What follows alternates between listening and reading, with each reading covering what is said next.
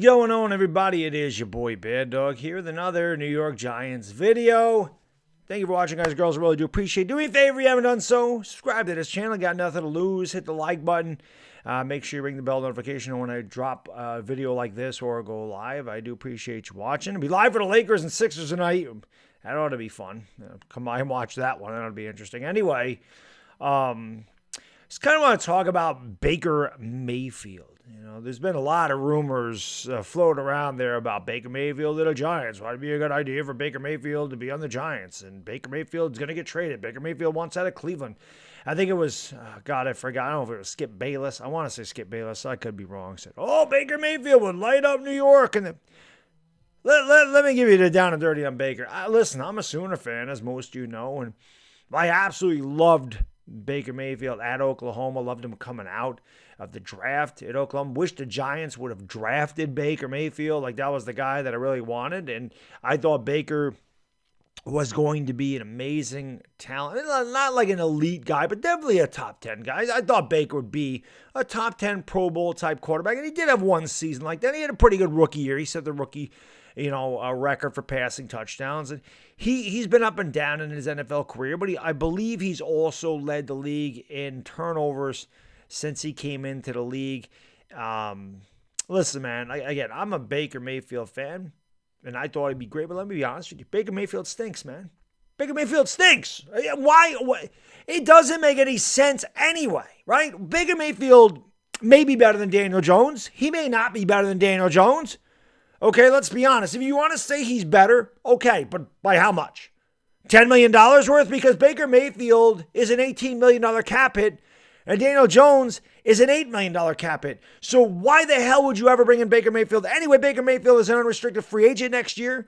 Baker Mayfield ain't the future of the Giants, unless that's what you want to find out, unless you're sitting there going, well, maybe we'll take on Baker for $18 million, and maybe he shows out, maybe we keep him and give him a long-term deal. Why would you do that? Why would you do that? Why would you give him a long-term deal? There's no reason for that. Just draft the quarterback and pay him a rookie contract. Well, maybe you're not going to be drafting early, Baddog. Maybe you don't know what quarterback's going to be out there. You don't know what quarterback's going to get. Listen, I'll take my chances. Because if Baker Mayfield came in here and stinks, then you're in the same situation anyway, right? And if he's good, what are you going to do? Give him $38 million a year? It just doesn't make any sense. And I'll be honest, and one of the reasons I really like Baker is because Baker Mayfield plays with a chip on his shoulder. He's a bit of a trash talker. He's tough as nails. Just think whatever you want about him. The guy's tough. The guy is a tough son of a bitch. He talks crap. He backs it up, right? That is the one thing I absolutely love about Baker is his moxie, his will to win. He's a leader. He's got a lot of really good qualities, but you know what?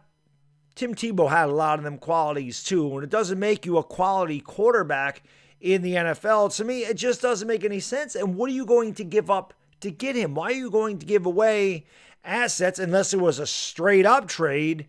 Daniel Jones for Baker Mayfield. You can't give up draft picks. The Giants need all the draft picks that they can get. We're strapped for cash as it is. So why you take on a quarterback that's cost you more, like $10 million more than the one you have now when he's ready to walk next year? Anyway, doesn't make a lot of sense. Listen, I would rather take my chances with Daniel Jones and him balling out this year. And if he's really good and you want to sign him to a long-term deal, it just seems to make more sense to me. I don't think the Giants are going to be good anyway. I don't know a Giants fan. I haven't talked to a Giants fan that thinks they're going to be good this year. You want to be cautiously optimistic. I think we'll be better than last year. I can get on board with that. You want to think we're going to get a good draft, move in the right direction? I can get on board with that too. That's fine. I don't think we're going to be much better. I think we can win 5 or 6 games. I think that's possible, but I'm not expecting what I did last year. So just ride it out with what it is. Deal with the team that you have because you're in a bad situation. Build through the draft. You got a ton of cap space in 2023, and then you can address the quarterback situation next year. You have a lot of money to do that next year, which maybe is why they're thinking about Baker, because then they could afford to sign him. But to me, Baker's been in the league for 4 years, and again, much like Daniel Jones, are sitting there saying the same thing about Daniel Jones. Well, he's been in the league 3 years, and he hasn't proven anything. He sucks still. And why are you going to do it? If he hasn't figured it out by now, he's never going to figure it out. And I know Baker had a couple nice years, but Baker is a product of the offensive line. Baker is a product of the players around him, much like we're saying Daniel Jones isn't good because of the product of the offensive line and the players around Daniel Jones. So you're going to bring in Baker Mayfield into a situation with a makeshift offensive line, unless they address it in the draft. Wide receivers that just can't seem to stay healthy. We don't know who the hell the tight end is. I just don't understand where and why these trade rumors for Baker Mayfield to the Giants are coming from. It would just make more sense for Baker to go to Pittsburgh, say, someplace where they already are kind of set up and they're like a quarterback away. Yeah, you know what I mean? Like they just need a solid quarterback. They need a quarterback that they think is the future and a guy that already has the team built around him. See, that's not the New York Giants. So it just doesn't make any sense to me to bring in, Baker Mayfield. I'll be honest, and again, I'm a big Baker Mayfield fan, and I don't want to draft a quarterback this year, but if I'm looking at this situation from a Giants perspective, from a fan perspective, I'd much rather draft Malik Willis than trade for Baker Mayfield. Because Malik Willis, okay, maybe he sucks too. Maybe the Giants do draft him, and maybe he's terrible. But you're not going to pay him a fortune either. You'd have to have him for a couple years and you move on. But I would rather not. I'd rather not deal with Baker Mayfield. I just feel like Daniel Jones and Baker Mayfield are the same type of quarterback. Baker's a little tougher. Baker's a little better, but not $10 million worth better. And again, it's not like he's signed to a contract where he's got another 2 or 3 years on his contract at $10 million, then it would make sense. Like if Baker Mayfield was under contract, he was making $18 million. Say Baker Mayfield was under contract for the next 3 years and made $18 million per season, and Daniel Jones is an unrestricted free agent or a free agent. Then it makes sense. Then it would make sense. But the fact that they're both in the same situation where both of them are going to be able to walk next year, because the Giants are never picking up the Daniel Jones option, which I think is market value now at like $22 million. There's no way that that's happening.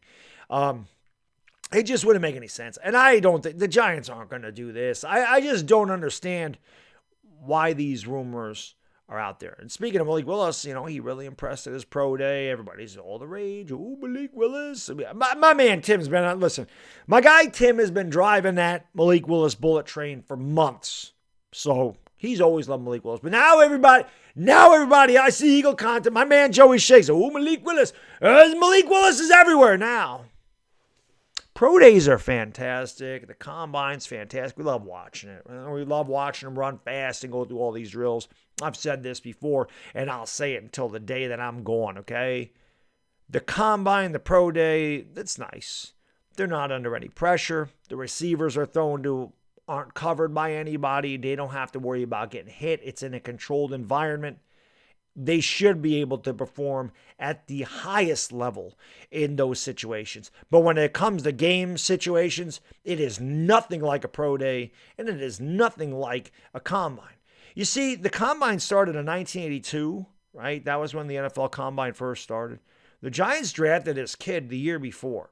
I think his name was, he came out of North Carolina. He wore number 98 in North Carolina. I really ought to try to find a North Carolina 98 jersey of this guy. But I think his name was Lawrence Taylor or something. I don't know.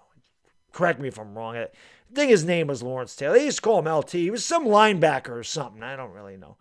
They seem to find that guy without the assistance of the combine. And my point is this. Look at the game film. Look at the skill situations, the fundamentals. Look at the things that they do during the game. As opposed to, oh, this guy, he's okay. Oh, his combine was huge. Bang, he goes away. Like, I don't understand. I don't understand that this guy's been middle. I'm not saying this about Malik Willis per se, but in general, guys kind of here. He's got a little upside. And then he has a good pro day or a good combine. He's like, his stock climbed 18 spots. Like John Ross. If John Ross don't run a 4.22, where do you think John Ross goes in the draft? You think John Ross goes 9th in the draft if he doesn't run a 4.22? I don't know, man. Again, I'm not taking anything away from Malik Willis, but just remember, Dwayne Haskins had an amazing combine too. And where is Dwayne Haskins now? And I could talk about that all day, but I'm not going to because I want to get to the gym and I want to do arms. Today's the arms race. And yeah, I should do more videos on that other page. I say I'm going to do it all the time and I just never do because when it comes to that, I guess I'm lazy. It's the one thing I'm lazy about is trying to put content on my other channel. I will work on that, but I'm going to go work on myself right now. Thank you for watching, guys and girls. I do appreciate it. If you made this far, you're always a trooper. Hit the like.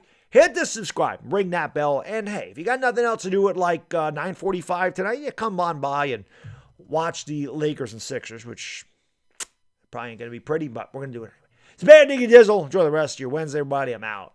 Peace.